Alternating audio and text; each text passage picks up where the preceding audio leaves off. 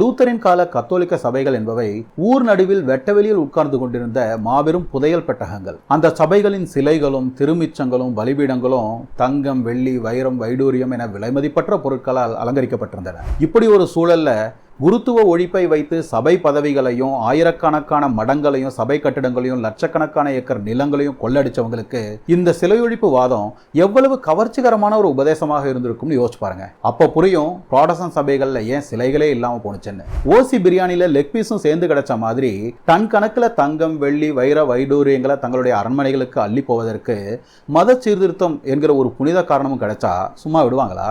எல்லாத்தையும் சுரண்டி அள்ளி வள்ளுவதற்குன்னு வாயில போட்டுக்கிட்டாங்க.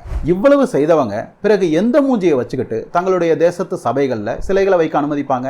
அப்படி புதுசா சிலைகளை வச்சா ஏற்கனவே இருந்த சிலைகளை எல்லாம் எங்க அப்பனும் பாட்டனும் சேர்ந்து கொள்ளடிச்சு வாயில போட்டுக்கிட்டானுங்கன்னு இவங்களே ஒத்துக்கிறது ஆகாதா?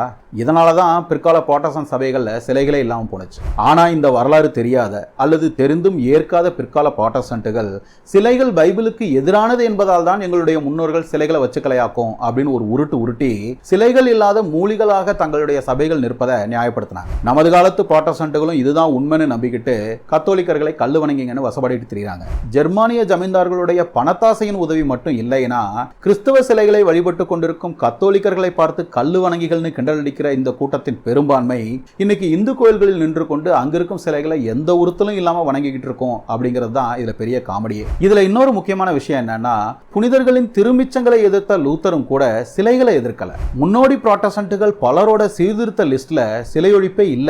மார்ட்டின் லூத்தர் சிலையொழிப்புவாதிகளை கடுமையாக எதிர்த்தார். ஜான் கால்வின் கூட சிலைகளும் ஓவியங்களும் படிக்காத மக்களுக்கு உதவுமே என்றுதான் பார்த்தார். ஸ்விங்லி மட்டும்தான் சிலைகளை அகற்ற வேண்டும் என்று போதித்தார். ஆனா அவரும் கூட அனபாப்டிஸ்டுகள், அராஜ்யவாதிகளுடைய சிலையொழிப்பு கொலைகளை கடுமையாக சாடினார். சிலைகளை அகற்ற வேண்டும் என்று சொல்லுகிற இந்த பைத்தியங்களை நான் கெஞ்சி கேட்டுக்கொள்கிறேன் என்று புராட்டஸ்டன்ட் புரட்சியை தொடங்கிய லூத்தரே மன்றாடும் அளவிற்கு கையை மீறி போன ஒரு வரலாற்று விபரீதத்தை ஏதோ அறிஞர்கள் ஒன்று கூடி மாத கணக்கில் அலசி ஆராய்ந்து விவாதித்து தீர்மானம் கொண்டு வந்து செய்த ஒரு மாற்றம் போல சீர்திருத்தம் என்று அழைப்பது எவ்வளவு பெரிய பித்தலாட்டம்.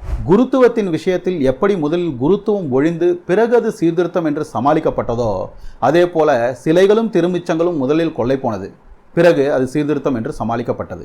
புனித மரியாவும் மற்ற புனிதர்களும் புராட்டஸ்டன்டிசத்தில் காணாமல் போனதற்கும் கூட இந்த சிலையொழிப்புவாதம் தான் காரணமே தவிர சீர்திருத்தம் அல்ல.